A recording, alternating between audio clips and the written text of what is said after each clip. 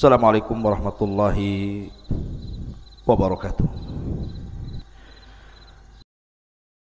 Kita membahas masalah sirah Nabi sallallahu alaihi wa ala alihi wasallam.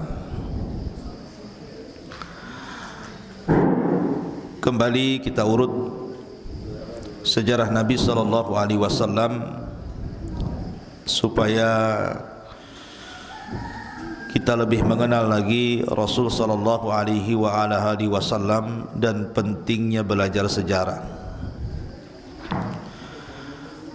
Karena tanpa sejarah orang tidak mungkin memahami Al-Quran. Kalau orang tidak mengenal sejarah, tidak akan memahami Al-Quran. Karena sebagian besar ayat-ayat dalam Al-Quran itu ada asbab nuzulnya, ada sebab turunnya. Dan sebab turun itu ada pada sejarah Nabi. Jadi ketika belajar sejarah, artinya kita sudah mulai muqaddimah untuk memahami Al-Quran. Yang kedua, dengan mempelajari sejarah Nabi sallallahu alaihi wasallam, kita paham siapa panutan kita, teladan kita.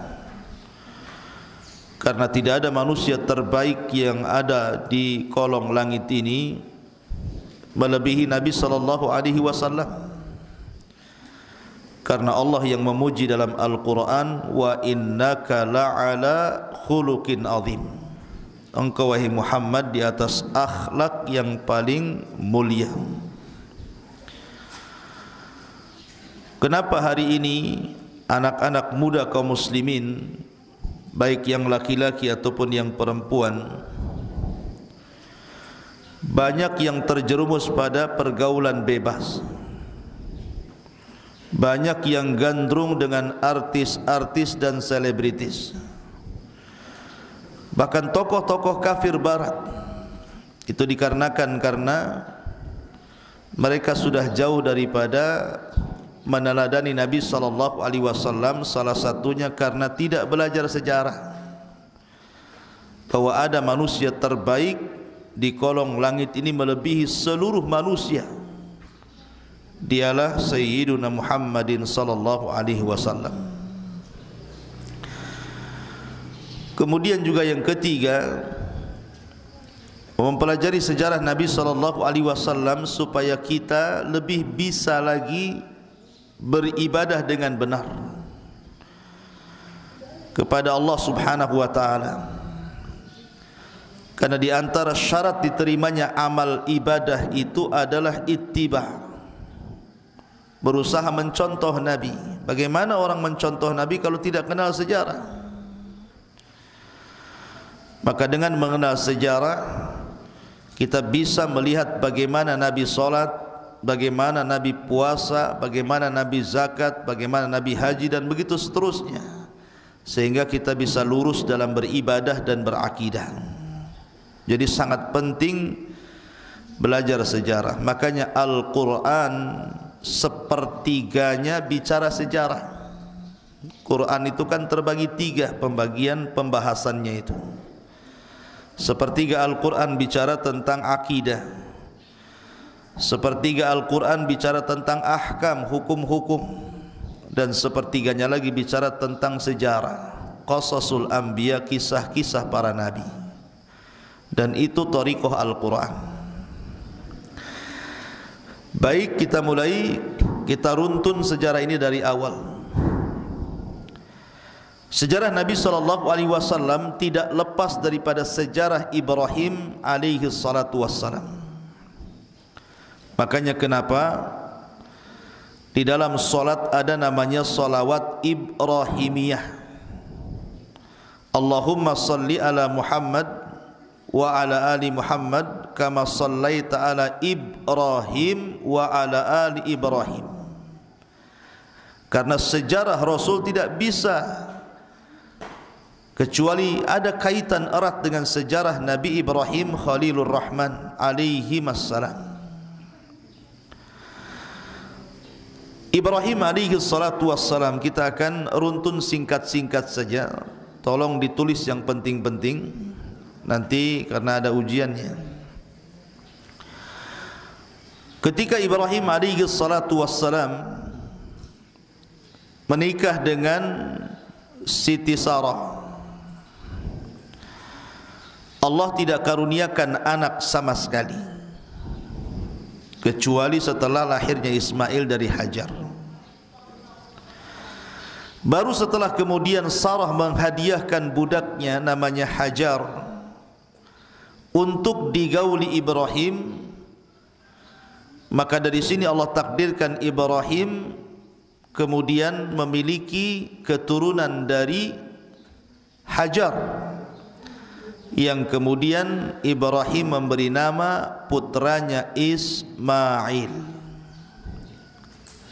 Ini ada dua tokoh, Ibrahim dan juga Ismail. Karena ada hikmah yang Allah kehendaki, maka kemudian Ibrahim pun membawa Ismail dan ibundanya Hajar dari Palestina. Ibrahim itu asalnya dari Irak. Karena di Irak tidak bisa berdakwah, terlalu berat menghadapi Namrud, maka Ibrahim hijrah ke Palestina, ke Syam. Dari sinilah menikah dengan Sarah.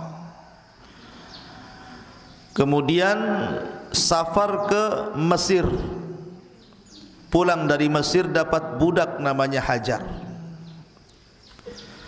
Budak yang dihadiahkan kepada Sarah oleh Raja Mesir, kemudian oleh Sarah dihadiahkan kepada Ibrahim, suaminya.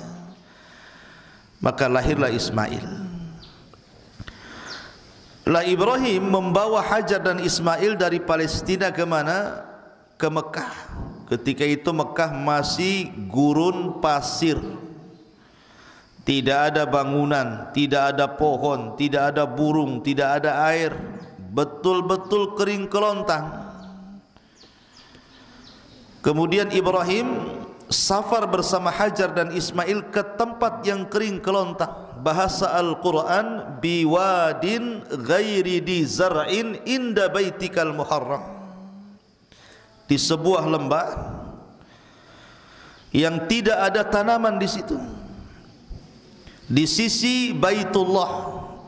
Walaupun belum ada Baitullahnya, karena kelak nanti akan dibangun Baitullah di situ. Berangkatlah satu keluarga, Ibrahim, Hajar dan Ismail ini. Sesampainya di tempat yang dituju, tiba-tiba Ibrahim membiarkan istrinya Hajar dan Ismail di tempat itu, kemudian pulang lagi ke Palestina. Ketika itu Hajar memanggil-manggil Ibrahim agar jangan ditinggal begitu saja. Apalagi tempat itu tidak ada makanan, tempat itu tidak ada rumah, tempat itu tidak ada pohon, tidak ada apapun. Namanya perempuan tentu ada perasaan khawatir, apalagi bawa anak kecil Ismail.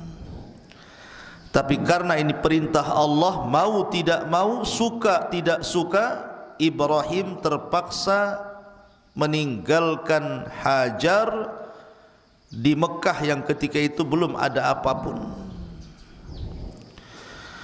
Baru Hajar paham ketika Hajar mengatakan kepada Ibrahim, apakah ini perintah Allah wahai Ibrahim? Maka Ibrahim tidak menjawab sama sekali, bahkan tidak melihat ke belakang, hanya mengisyaratkan dengan kepalanya. Maka Hajar pun dengan tawakal yang kuat mengatakan, idzan lan yudayyi'una Allah.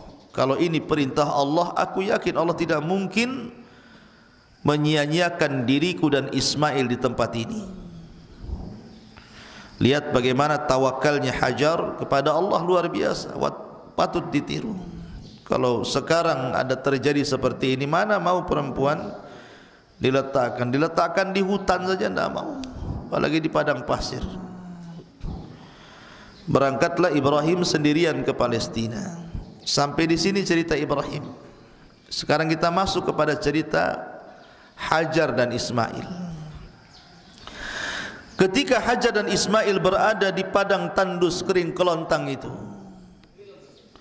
maka Ibrahim tidak banyak memberikan bekal makanan. Maka Hajar pun ketika melihat kondisi air minum yang hampir habis untuk diminumnya dan putranya Ismail, maka dia berusaha untuk mencari-cari air cadangan.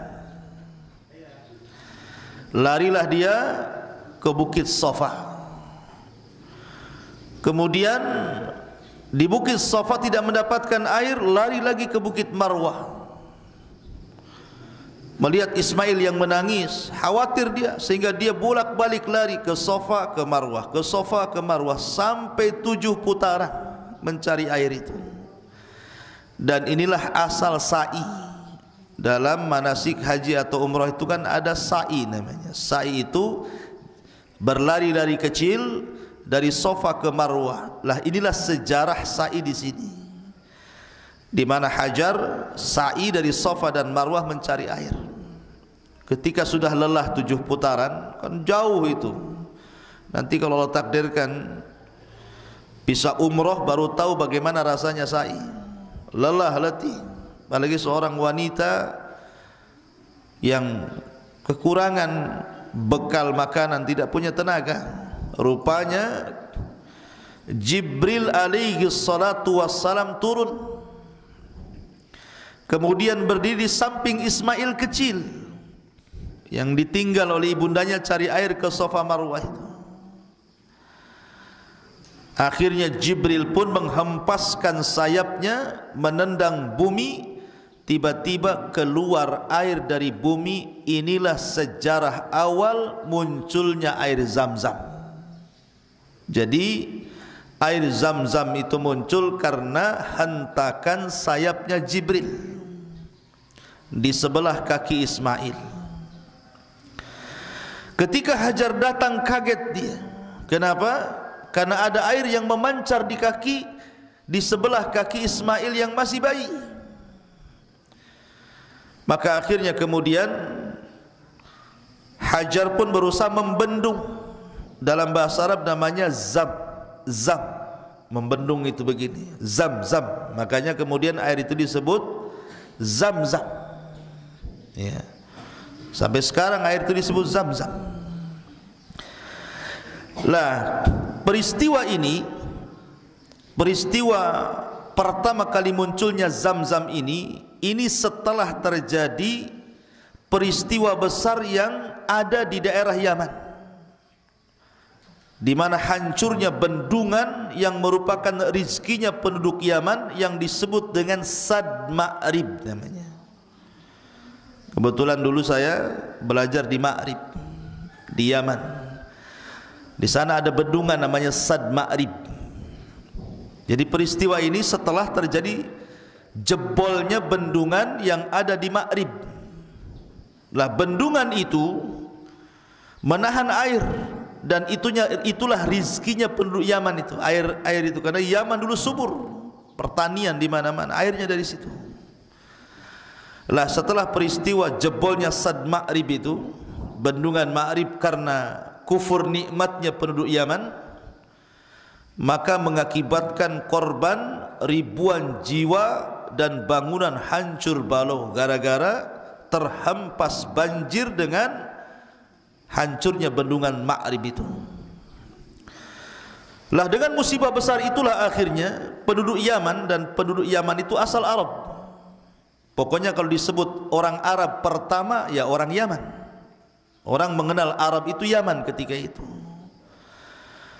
Lah karena akhirnya ladang mereka rusak, sawah mereka rusak, bangunan mereka rusak, ekonomi hancur, maka kabilah-kabilah kecil dari Yaman itu akhirnya hijrah dari Yaman. Seperti kabilah Thaqif, mereka hijrah ke Taif. Ada yang hijrah ke Syam, ada yang hijrah ke beberapa daerah di Jazirah Arab, termasuk ada satu kabilah namanya Jurhum. Catat namanya kabilah Jurhum. Kabilah Jurhum ini kabilah yang nyasar ke Mekah dan berjumpa dengan Hajar. Jadi ada satu kabilah, dia hijrah dari Yaman, mencari-cari air, mencari-cari perkampungan baru untuk ditempati. Rupanya nyasar pula ke tempat Hajar dan Ismail. Dan ingat, orang-orang Yaman itu akhlaknya baik, dzu khuluqin, memiliki akhlak yang baik. Kalau mereka mau, mereka bisa membunuh Hajar dan membunuh Ismail dan merebut air Zamzam. Tapi mereka tidak. Jadi dari kejauhan ada burung, artinya kalau ada burung di atas padang pasir berarti di situ ada air. Maka mendekatlah kabilah Jurhum dari Yaman ini ke tempat yang banyak burung itu. Rupanya di situ ada seorang wanita dan bayi di sampingnya Ismail. Maka kabilah Jurhum ini akhirnya menawarkan diri untuk tinggal di sekitar air itu dengan imbalan dia siap memberikan makanan kepada Ismail dan Hajar dengan syarat mereka mendapatkan air. Dari sinilah rizki Allah yang diberikan kepada Hajar dan Ismail. Hidup dari situ tuh, barter air dengan makanan. Lihat bagaimana Allah memberikan rizki kepada hambanya. Secara logika, apa yang bisa dilakukan Ismail dengan Hajar di sebuah tempat kering kelontang, tandus, tidak ada tanaman, tidak ada apapun di situ. Tapi rupanya Allah Subhanahu wa taala berfirman, "Wa ma min dabatin fil ardi illa 'ala Allah rizquha." Tidak ada satupun binatang yang melata di perut bumi ini kecuali ada rizkinya. Dari situlah rizkinya Hajar dengan Ismail dengan cara barter air dengan makanan. Akhirnya mereka pun bisa hidup layak di situ, bisa makan, bisa minum. Maka Ismail pun tumbuh besar di lingkungan kabilah Jurhum namanya. Lah Ismail ini bukan orang Arab, dia orang Palestina, lahir di Palestina. Tetapi karena dia bergaul dengan anak-anak dari suku Jurhum, mulailah Ismail belajar bahasa Arab. Karena kecerdasan Ismail akhirnya menguasai bahasa Arab dan paling fasih, melebihi kabilah Jurhum sendiri. Makanya Ismail disebut Arab Musta'rab namanya. Orang yang bukan Arab tetapi menjadi Arab karena fasih berbahasa Arab. Itulah Ismail. Dia bukan Arab, orang Palestina. Tumbuhlah besar Ismail. Setelah kemudian menginjak remaja Ismail ini, Ibrahim pun berkunjung dari Palestina ingin menemui putranya. Sesampainya kemudian Ibrahim di Mekah, dan ketika itu sudah banyak kabilah-kabilah, sudah banyak orang-orang suku Jurhum yang tinggal di situ. Rupanya Allah Subhanahu wa taala uji Ibrahim. Dan ini ujian yang tidak pernah dialami manusia sejak zaman Adam sampai manusia diwafatkan. Semuanya satu dunia. Ujiannya apa? Disuruh menyembelih putranya. Di malam hari dia bermimpi, dalam mimpinya dia sembelih putranya, dan mimpinya seorang nabi wahyu. Akhirnya dia memanggil Ismail, dijauhkan dari ibundanya supaya tidak tahu dan tidak mengkhawatirkan. Setelah berdua-duaan, ketika itu Ismail masih remaja, masih kecil, maka Ibrahim mengatakan, "Ya bunai, inni ara fil manami anni adbahuka fanzur madza tara." Wahai anakku, semalam ayahmu bermimpi menyembelih dirimu, bagaimana pendapatmu? Karena Ismail memang terdidik dari wanita yang kuat tawakalnya, wanita yang salihah. Makanya kenapa adik-adik semua mondok di sini itu cita-citanya bukan hanya sekedar ingin cerdas, tapi cita-citanya kalau bisa jadi wanita salihah supaya bisa masuk surga. Akhirnya kemudian dididiknya Ismail di lingkungan akhlak yang baik Hajar. Makanya ketika perintah Allah yang menakutkan itu didengar Ismail, Ismail hanya mengatakan, ya abatif al-ma tu'mar satajiduni insyaallahu minas sabirin. Wahai ayahku, kalau ini perintah Allah, lakukan saja. Engkau akan mendapati aku menjadi hamba yang sabar. Ketika hampir disembeli, tiba-tiba Allah Subhanahu wa ta'ala turunkan malaikat membawa kambing dari sorga, dan Allah katakan, wa fadainahu bidzibhin adzim wa taraknahu lil akhirin. Kami ganti Ismail dengan kambing sembelian yang besar, dan itu akan jadi cerita bagi orang-orang setelahnya sampai kepada kita.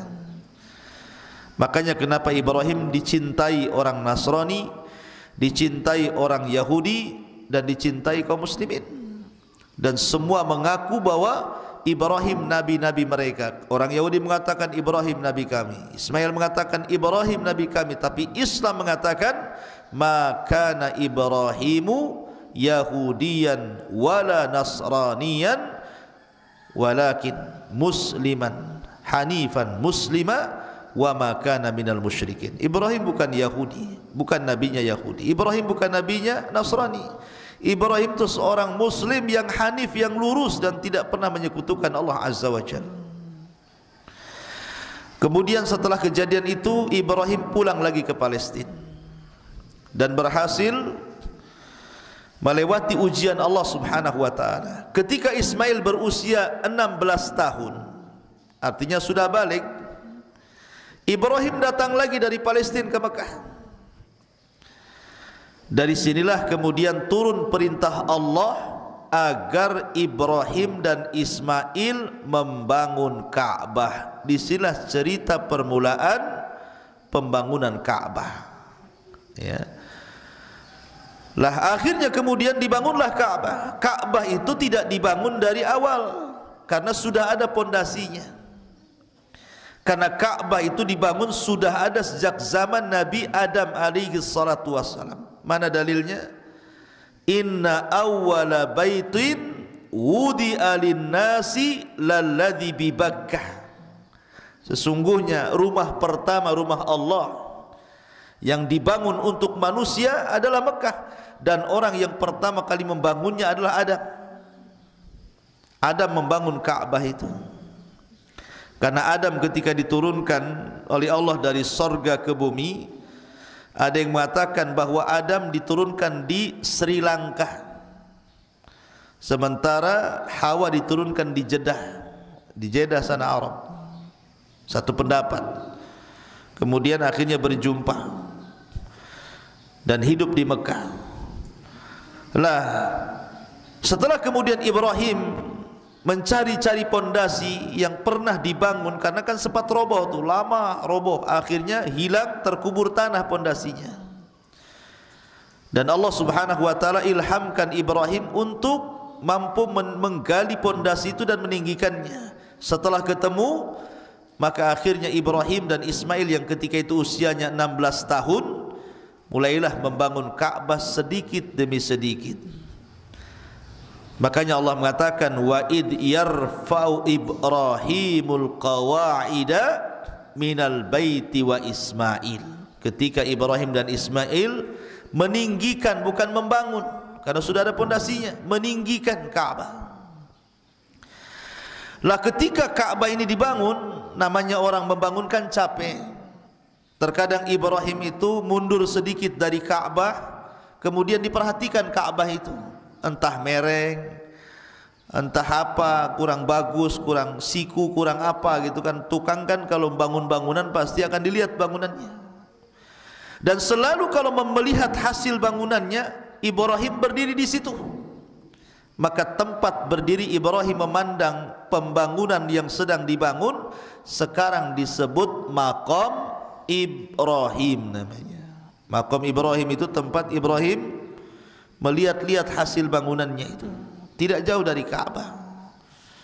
Maqam Ibrahim, wattakhidu min maqami Ibrahim musalla. Ada maqam Ibrahim di situ, dan ini awal cerita maqam namanya. Lah ketika kemudian Ibrahim membangun Ka'bah, rupanya kurang bahannya, kurang batunya itu kurang. Maka Ibrahim kemudian memerintahkan Ismail untuk mencari batu. Dicari-cari batu enggak ketemu. Sampai akhirnya berjumpa dengan malaikat yang berbentuk manusia, kemudian mengisyaratkan untuk membawa batu yang sangat putih bersih, dan suruh dibawa ke bapaknya untuk batu sebagai batu terakhir yang diletakkan di Ka'bah. Ismail tidak tahu bahwa batu itu berasal dari sorga di bawah malaikat, warnanya putih bersih. Tapi Ibrahim tahu bahwa itu adalah batu, kan dia seorang nabi dapat wahyu. Maka Ibrahim pun kemudian meletakkan batu yang sangat putih bersih itu, yang kemudian belakangan disebut Hajar Aswad. Kenapa yang tadinya putih jadi aswad? Kan awalnya putih batu itu, bersih, sekarang jadi hitam. Maka Nabi memberikan alasan, dulu batu itu putih bersih, tapi karena kesyirikan yang dilakukan bangsa Arab dan kemaksiatan yang menyebar di bumi, maka batu itu semakin hari semakin menghitam, semakin hari semakin menghitam. Maka sudah tidak disebut lagi batu putih, tetapi batu hitam. Dalam bahasa Arab disebut Hajar Aswad. Inilah cerita Hajar Aswad di sini.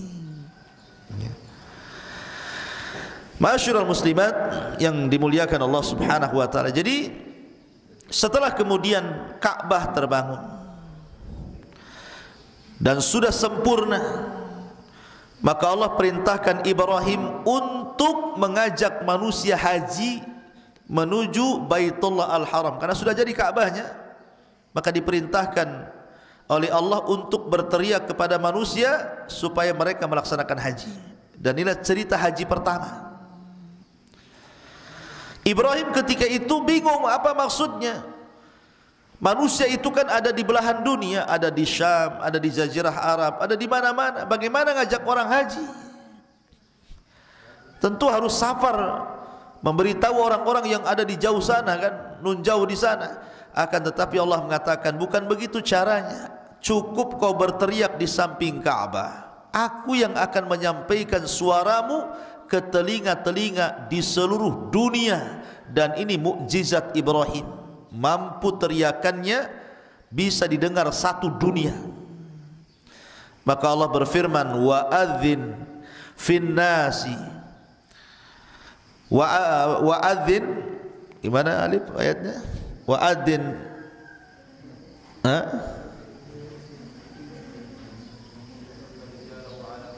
wa adzin fin nas ya'tika rijalan wa ala kulli dhamirin ya'tina min kulli fajjin amik. Ya. Wa adzin fin nas. Di sini Allah perintahkan supaya adzin fin nas, mengumumkan kepada manusia bil haji, dengan haji. Ya'tuka rijal, maka akan datang orang-orang yang berjalan. Wa ala kulli dhamirin ya'tin, dan orang-orang yang berkendaraan. Min kulli fajjin amik, dari seluruh penjuru dunia. Maka ketika Ibrahim berteriak kepada seluruh manusia satu dunia untuk haji, maka teriakan Ibrahim masuk ke telinga-telinga manusia, kemudian masuk ke hati manusia. Dari situlah Allah cintakan hati manusia untuk datang ke Ka'bah. Ya. Maka ketika itu Ibrahim pun mulai berdakwah di sekitar Ka'bah. Setelah pembangunan Ka'bah, maka Allah takdirkan satu ataupun semua bangsa Arab mengikuti syariat Ibrahim. Tidak ada di zaman Ibrahim orang Arab yang melakukan syirik, tidak ada. Satu orang Arab pun semua mentauhidkan Allah, mengikuti ajaran Ibrahim. Dan dari situlah sejarah pertama Ka'bah diagungkan. Itulah sejarah pertama kenapa Ka'bah diagungkan itu, karena Ibrahim mengajak orang untuk mengagungkan Ka'bah. Maka satu Arab semua mentauhidkan Allah dan mengikuti ajaran Ibrahim. Wattabi millata Ibrahim hanifa. Sampai akhirnya ketika Ibrahim alaihi salatu wassalam wafat, dan Ismail juga wafat. Ismail menikah 2 kali. Istri pertama akhlaknya buruk, kemudian diceraikannya.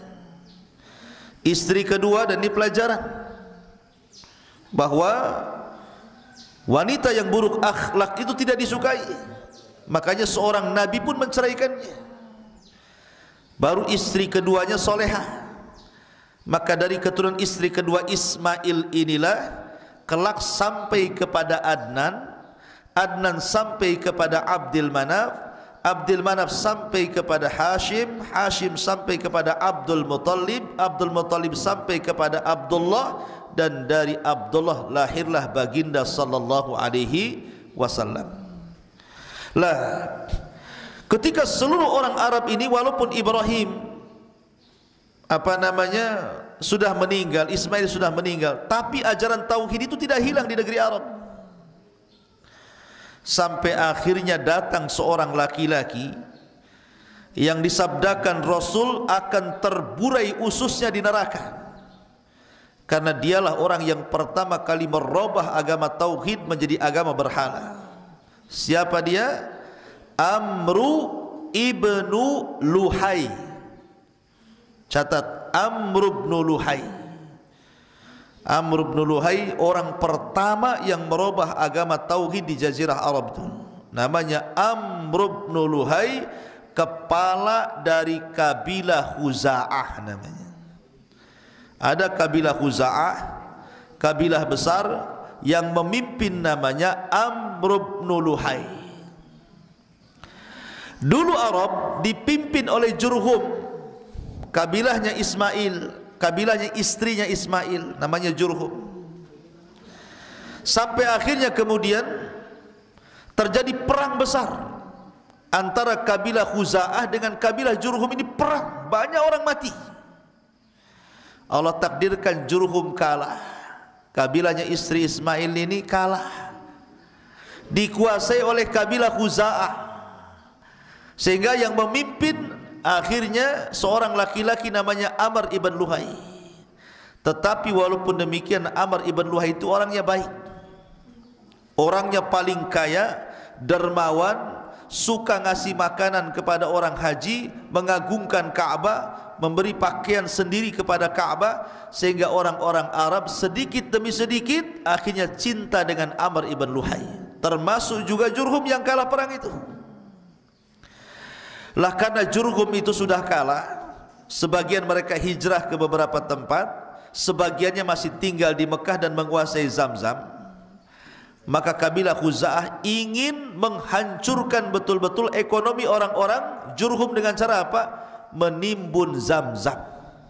Ditimbun Zamzam itu supaya orang-orang Jurhum tidak punya ekonomi dari penjual belian air Zamzam itu. Betul-betul dikubur oleh kabilah Khuza'ah itu. Dari sinilah sejarah hilangnya Ka'bah, hilangnya Zamzam. Kenapa? Karena dikubur oleh kabilah Khuza'ah untuk betul-betul menghancurkan kabilah Jurhum. Maka Arab dikuasai Jurhum ketika itu, karena sudah tidak punya ekonomi lagi. Mau jual air udah nggak ada airnya, Zamzamnya sudah dikubur. Sampai akhirnya setelah betul-betul Khuza'ah berkuasa dipimpin oleh Amr ibn Luhai ini, dan Amr Luhai dengan akhlaknya, dengan kebaikannya, dia mampu merangkul orang-orang, maka dicintailah Amr ibn Luhai ketika itu oleh bangsa Arab. Sampai suatu ketika Amr ibn Luhai ini safar dalam sebuah hajat dari Mekah ke Syam. Ketika sampai di Syam, maka lewatlah di sebuah kabilah namanya Mamalik, kabilah Mamalik yang ada di Syam. Kabilah Mamalik ini penduduknya penyembah berhala, penyembah berhala, musyrikun yang ada di Syam itu. Sementara orang Arab itu muwahhidun. Lah Amr bin Luhai ini dan juga bangsa Arab tidak pernah mengenal agama penyembah berhala, tidak pernah disentuh berhala. Cuman asumsi daripada Amr bin Luhai ini, karena Syam adalah biladul anbiya, negerinya para nabi, banyak ribuan para nabi diutus di Syam, maka dikiranya ajaran penyembah berhala oleh Amr ibn Luhai itu adalah ajaran yang hak, ajaran yang benar. Maka mulailah dia belajar menyembah berhala ketika sampai di Syam. Ketika pulang dari Syam, maka dia sudah terpengaruh dengan agamanya para penyembah berhala yang ada di Mamalik di Syam itu. Maka pulanglah Amr ibn Luhai bawa oleh-oleh patung besar namanya Hubal. Patung Hubal. Itulah patung pertama yang dibawa oleh Amr ibn Luhai.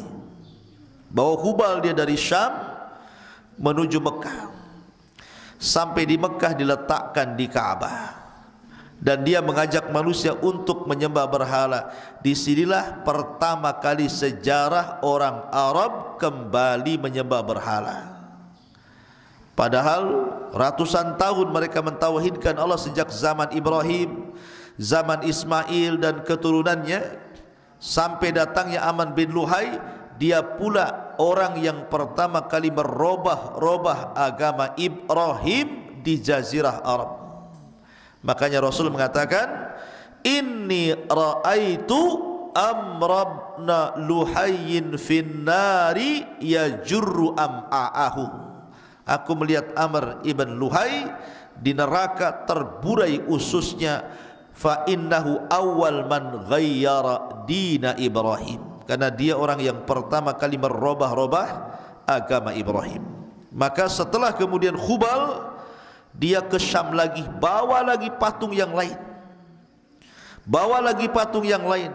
Akhirnya lama-lama patung itu diproduksi oleh penduduk asli sendiri. Maka keluarlah macam-macam patung. Dan yang paling besar ada Hubal, ada Manat, ada Uzza, ada Lata. Itu akhirnya patung-patung inilah yang kemudian dikenal di Jazirah Arab. Lata, Uzza, Manat, Hubal.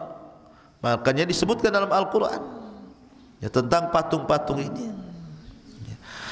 Lah setelah kemudian kesyirikan mulai menyebar di Jazirah Arab, mulailah kemudian orang Arab itu disukakan belajar perdukunan dari orang-orang Yahudi, belajar ilmu sihir, ilmu ramal gitu ya. Maka menyebarlah banyak perdukunan di Jazirah Arab itu. Di zaman itu sudah kesyirikan di mana-mana, perdukunan di mana-mana.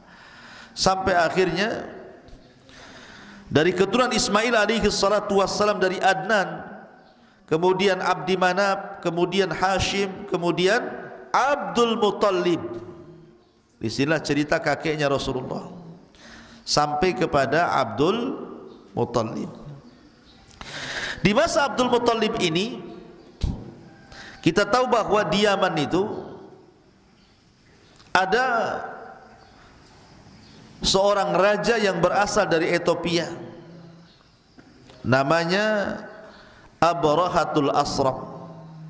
Abrahatul Asram. Abraha. Kenapa disebut Asram? Karena hidungnya hilang, enggak punya hidung. Karena ditebas pedang hidungnya itu jadi rata dengan apa namanya muka, maka disebut asram. Orangnya enggak punya hidung. Ya punyalah hidung ya, cuman maksudnya ditebas jadi terlalu pesek gitu ya, maka disebut asram. Ya, jadi Abraha. Lah Abraha ini sebenarnya dia orang Ethiopia, orang Habasya. Diutus oleh raja Ethiopia yang namanya Najasyi. Tapi bukan Najasyi yang terakhir yang masuk Islam, namanya Ashamah ibn Afjur, bukan Najasyi ini, Najasyi sebelumnya ya. Jadi mengutus dua jenderal ketika itu namanya Abrahatul Asram dan Riyadh untuk membawa pasukan besar dari Ethiopia menyeberangi lautan dan menghancurkan Yaman di zaman Abdul Muttalib itu. Kenapa? Karena ketika itu di Yaman banyak orang Nasrani yang ditindas oleh seorang raja zalim namanya Dzunuwas. Jadi ada perkampungan Nasrani di Yaman yang ditindas oleh seorang raja zalim yang masuk Yahudi, namanya Dzunuwas. Dzunuwas. Kalau ada seorang raja diawali dengan kalimat dzu, berarti raja itu dari Yaman, seperti Dzulqarnain dari Yaman. Ya. Lah Dzunwas ini dia zalim, memaksa orang-orang itu untuk masuk Yahudi, kalau tidak dibunuh. Dibunuh, raja zalim, dia ngaku Tuhan sama dengan Fir'aun sama dengan Namrud. Dan dia punya tukang sihir. Sampai akhirnya ketika dia membantai dengan membakar 20.000 rakyatnya hanya karena murtad dari tidak mau menyembah dirinya, yang dikenal dalam Al-Quran kisah Ashabul Ukhdud. Qutila Ashabul Ukhdud an-nari dhatil waqud idhum 'alaiha qu'ud wa hum 'ala ma yaf'aluna bil mu'minina syuhud wa ma naqamu minhum illa an yu'minu billahil azizil hamid. Dalam surah Al-Buruj itu ada kisah Ashabul Ukhdud. Ini kisah Ashabul Ukhdud ini adalah kekejaman raja namanya Dzunwas karena membakar hidup-hidup rakyatnya yang tidak mau sujud kepada dia dengan cara dibuat parit api dimasukkan di situ. Sampai Ibnu Katsir menyebutkan 20.000 nyawa melayang. Dan semuanya Nasrani. Nasrani yang masih berpegang dengan syariat Isa, bukan Nasrani seperti sekarang. Ya, yang menuhankan Isa. Lah sementara Ethiopia itu negara Nasrani terbesar setelah Syam. Makanya ketika kemudian orang Nasrani ditindas di Yaman, marah ini orang-orang Ethiopia ini, ngirim pasukan dipimpin oleh Riyadh sebagai kepala pimpinannya dan wakilnya Abrahatul Asram. Diserbulah negeri itu sampai terbunuh Dzunwas. Akhirnya Yaman dikuasai oleh 2 jenderal yang dikirim dari Syam. Pertama namanya Dzunwas, yang kedua namanya Abrahatul Asram. Lah daerah itu disebut Nejron. Daerah itu disebut Nejron. Jadi ada daerah Nejron, itulah tempat pembakaran yang dilakukan kekejaman oleh Dzunwas, namanya Nejron. Diserang Nejron, maka dikuasai oleh Dzunwas dan juga Abrahatul Asram. Lah karena kemudian sudah dikuasai, tidak mungkin ada 2 jenderal yang berkuasa. Bersiasatlah Abraha kemudian membunuh Riyadh. Jenderal pertamanya dibunuh oleh Abraha supaya dia jadi pemimpin. Dan itu politik siasatnya. Matilah Riyadh, dibunuh Abraha. Maka Abraha betul-betul menjadi pemimpin tunggal di negeri Nejron Yaman dan menguasai wilayah Yaman. Akhirnya dia jadi rajanya di situ. Sampai pada waktunya, namanya Abraha itu orang Ethiopia, tentu adat istiadatnya beda dengan orang Arab. Abraha ini heran kenapa orang Arab suka ke Mekah, suka haji, suka umrah, mengagungkan Ka'bah, sementara tidak ada tradisi seperti ini di Ethiopia sana. Maka berfikirlah untuk membangun kanisa, gereja termegah saat itu yang terbuat bahan bakunya sebagiannya dari emas. Gereja megah. Tujuannya Abraha supaya gereja itu menjadi pengalih kiblat dari Mekah menuju gereja dia. Ngajak orang Arab, sudah enggak usah ke Mekah lagi, ke gereja ini saja, gitu maksudnya. Tapi Abraha tidak paham keterikatan hati-hati orang Arab dengan Mekah. Kuat sekali, tidak bisa. Gereja sudah jadi pun tidak mau juga orang Arab datang ke gerejanya. Yang ada orang Arab marah. Sampai ada anak muda dari kabilah yang dekat dengan Mekah, berjalan kaki dari Mekah ke Son'a hanya untuk buang hajat di gereja itu. Diletakkan kotoran di situ, kemudian dikirim surat bahwa engkau tidak mungkin mengalahkan keagungan Ka'bah. Marahlah Abraha dengan perbuatan anak muda itu. Dan ingat, ini kan Islam belum ada. Kalau Islam tidak boleh ada gereja kemudian berak sembarangan di gereja, tidak boleh. Ini yang dilakukan orang musyrikun di zaman itu. Maka marah Abraha, dikirimlah pasukan besar dengan tentara gajah. Ada yang mengatakan gajahnya itu cuma 6 ekor, ada yang mengatakan 8 ekor. Tapi karena orang Arab tidak pernah melihat gajah, maka perangnya disebut perang gajah. Berangkat tuh Abraha dari Yaman dengan pasukannya, dengan dia naik satu gajah yang besar yang disebut dengan Mahmud, kemudian berangkat menyerang Mekah, bukan untuk berperang, hanya untuk menghancurkan Ka'bah saja. Tetapi ketika sampai di sebuah tempat namanya Wadin Muhassir, disitulah Allah Subhanahu wa taala azab Abraha, sehingga Allah katakan, alam tara kaifa fa'ala rabbuka bi ashabil fil alam yaj'al kaidahum fi tadlil wa arsala alaihim tayran ababil tarmihim bihijaratin min sijil faja'alahum ka'asfin ma'kul. Turun ayat ini mengkisahkan bagaimana Allah mengadab Abrahatul Asram karena kelancangannya. Maka setelah Abraha kemudian mati dan pasukannya, maka kemudian perang itu disebut perang gajah. 50 hari setelah perang ini, maka lahirlah baginda sallallahu alaihi wasallam. Jadi Rasul itu lahir 50 hari setelah perang gajah. Makanya kalau identitas Rasul yang masyhur dalam sejarah-sejarah, lahir pada tanggal 12 bulan Rabiul Awal tahun gajah, karena lahir 50 hari setelah tragedi perang gajah. Ini diantara sejarah singkat sebagai muqaddimah. Nanti besok kita lanjutkan. Mudah-mudahan ada manfaatnya. Subhanakallah bihamdika asyhadu an la ilaha illa anta astaghfiruka wa atubu ilaik. Allahu ta'ala. Assalamualaikum warahmatullahi wabarakatuh.